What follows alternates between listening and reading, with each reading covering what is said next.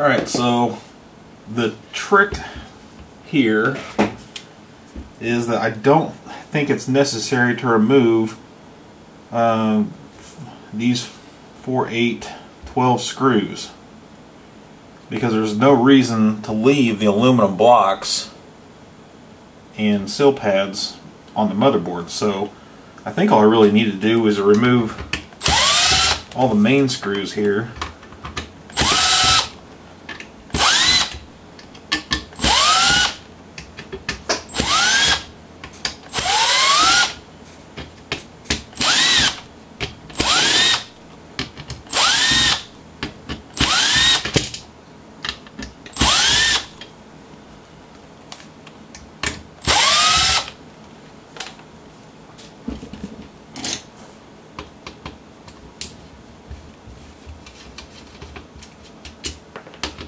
It still seems like there's a billion of them. And then these two right here, they have like a star pattern lock washer under them. Those also need to come off.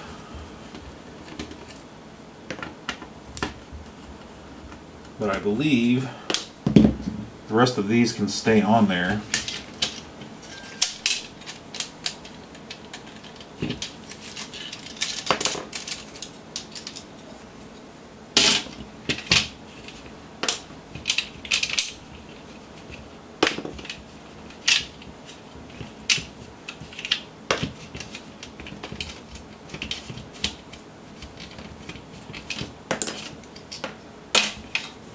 Set that aside, wash it.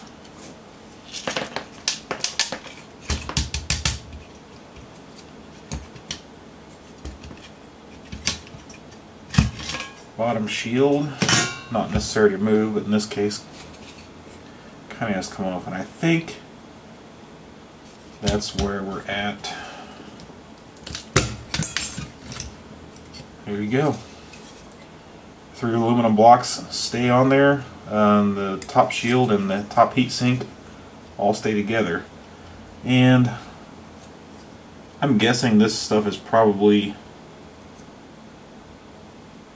okay to wash. I could be wrong about that, but it's under there, so it's not likely to get dirty. Maybe just blow it off with some air.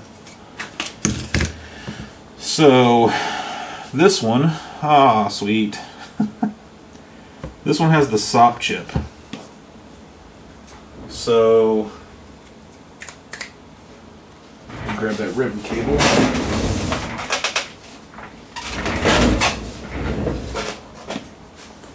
I don't remember, it seemed like there was there 10 pins I had to solder to? This is a SOP 24 VDC-NUS.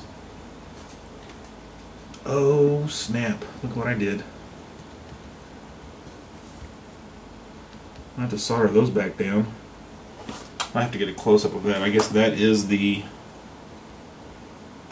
main problem with doing that. I could have really screwed up this console. I'll show you that here in a second, but let's see, what are we looking at here? 2 4s, 6 8 10.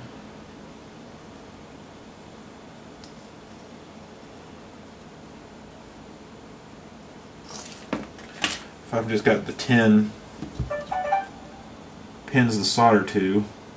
Was it 10 or 11 I was just trying to show on that last console? I don't really remember actually.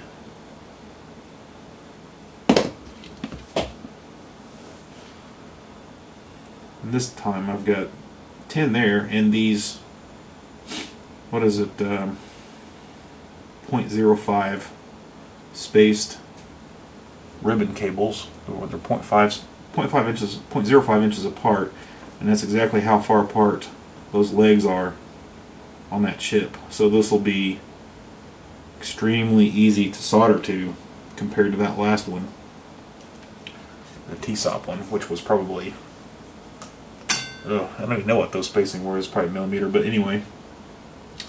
I don't know if that shows up from that angle. Both of these RAM chips came off, and that's probably just ground legs on that side. but that, you know, that really could have went really bad. Unfortunately, it did not. Let's see how close I can get in there with it.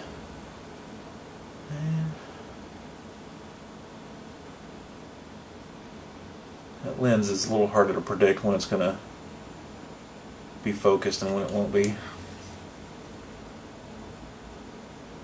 can see those move or not. I'll break out the other lens for you.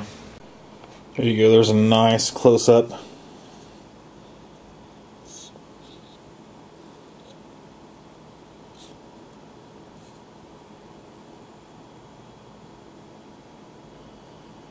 That could have went really bad if those pins had broken off from the chip itself.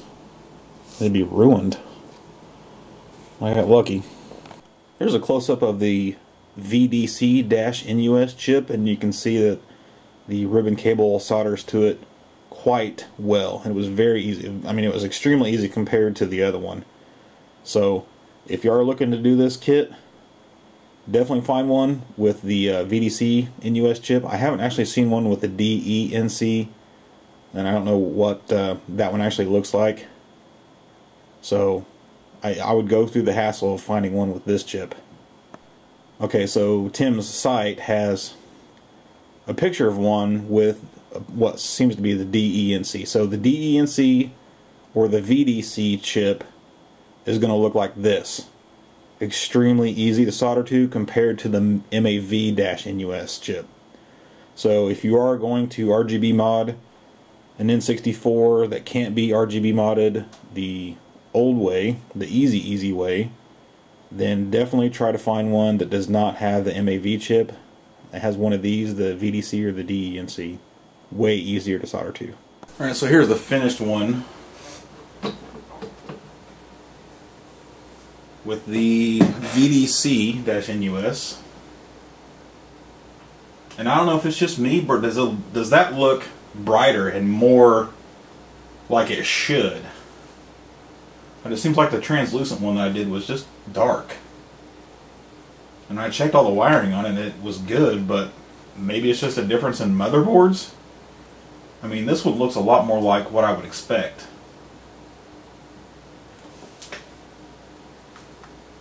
Alright, one last thing about this particular console is, this is one of them that actually could be modded the old easy way with just adding the amplifier to it.